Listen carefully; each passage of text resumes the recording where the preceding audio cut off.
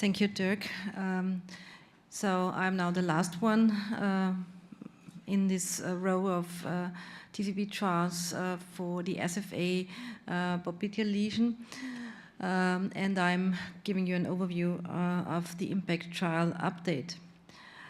So for the IMPACT TCP clinical program, we have at time now 29 trials, 12 randomized controlled trials, with more than 4,500 patients included. So they are really covering the full spectrum of PAD. And you see it here, it's randomized and randomized controlled trials and approval studies, real-world studies, and other clinical studies. And at time now, we have 20 peer-reviewed publications on the IMPACT TCP available. And I think that's a very rigorous program. I want to highlight now some of these trials, and I want to start with the IMPACT SFA randomized control trial, and also want to highlight here two subgroups, the gender subgroup and diabetic subgroup. When we go into this IMPACT SFA trial, it was the first trial for a TCP in the randomized controlled prospective multicenter way for the SFA popliteal region. You see 331 patients included in 57 sites, US and Europe, single lesions as long as 18 centimeters or shorter, and also CTOs have been included, task A to C lesions, and the lesion had to be in the SFA or in the proximal popliteal artery. No instant restenosis were included, and severe calcified lesions have been excluded. And the results for the TCP arm, 220 patients, the mean lesion length of 8.94 centimeters, and primary patency ranging from 1 year to 3 years, from 87.5% to 69.5%, and the clinical TLR rate ranging from 1 to 3 years, coming from 2.4 up to 15.2%. No major limb amputation, so a high safety signal. So this was the first and only independent, educated, randomized pivotal IDE trial to demonstrate durable, superior effect with a TCP over PTA through 3 years. So we have now 3 years data available from this randomized controlled trial. Primary patency was sustained to 3 years with minimal to no late catch-up. When we go to the subgroup, we have subgroup primary patency through 2 years for different categories. And when we highlight now the gender summary, so the IMPACT Admiral TCP was able to demonstrate in both women and men primary patency, which was sustained to 2 years with no late catch-up for either gender. And there was high primary patency and low clinical driven TLR rates in women despite smaller randomized reference vessel diameters. And we know that especially females are a problem in endovascular therapy due to their smaller reference vessel diameters. They have a worse outcome. And so with a TCP and with TCP, it was shown first time that you really can have a good result, which is lasting over the years. When we go to the diabetic subgroup, diabetes in the IMPACT SFA group, 40%, in the PTA group around 48.6%, and you still have the same outcome than in the female gender subgroup. So the IMPACT Admiral TCP was able to demonstrate in both diabetic and non-diabetic subjects good primary patency, which was sustained to 2 years with no late catch-up for either subject. And it was significantly more effective than the PTA alone in diabetic patients, which usually or typically present with advanced complex peripheral arterial disease.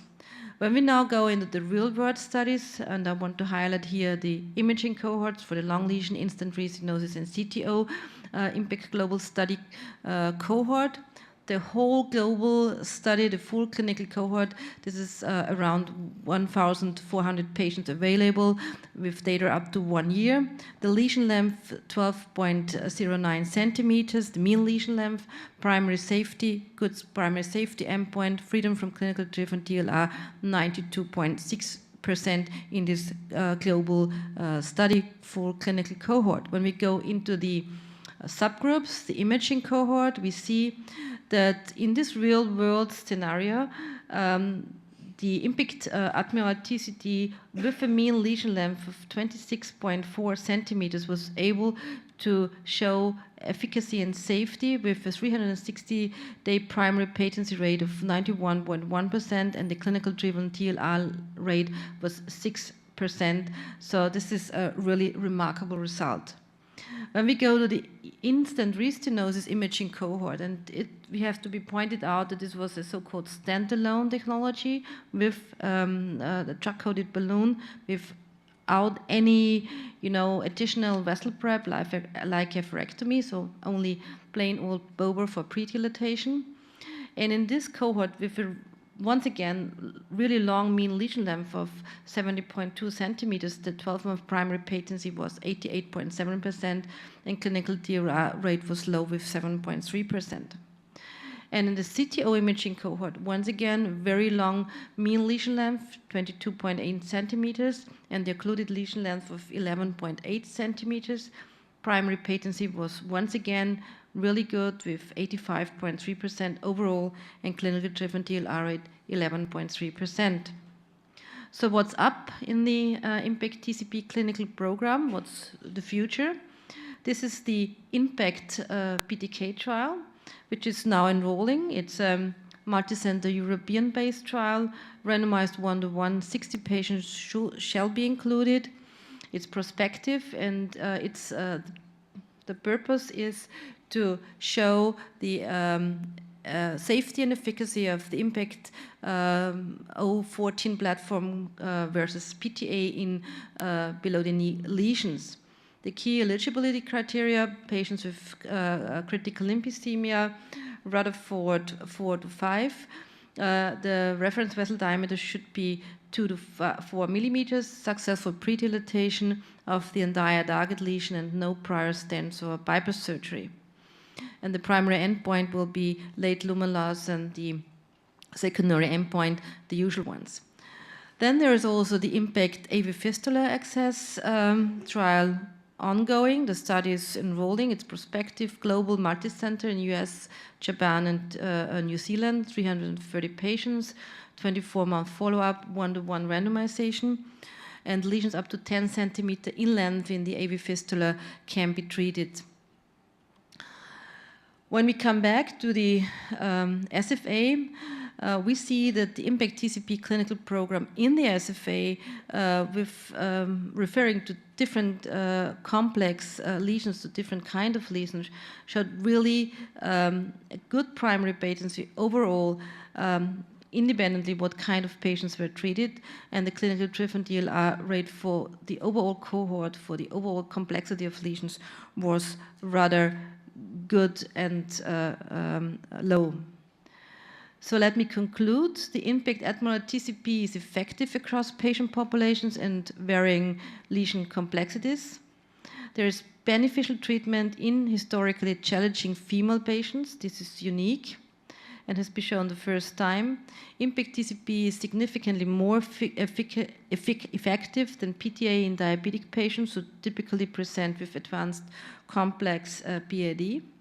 And there's robust evidence supporting the benefit for this balloon for complex lesions, subsets including very long lesions, CTOs, and instant restenosis.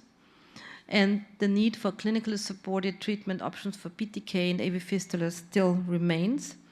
And the upcoming IMPACT PTK and IMPACT AV access trials will provide evidence and demonstrate safety and efficacy of IMPACT TCP in this challenging disease status. Thank you very much for your attention.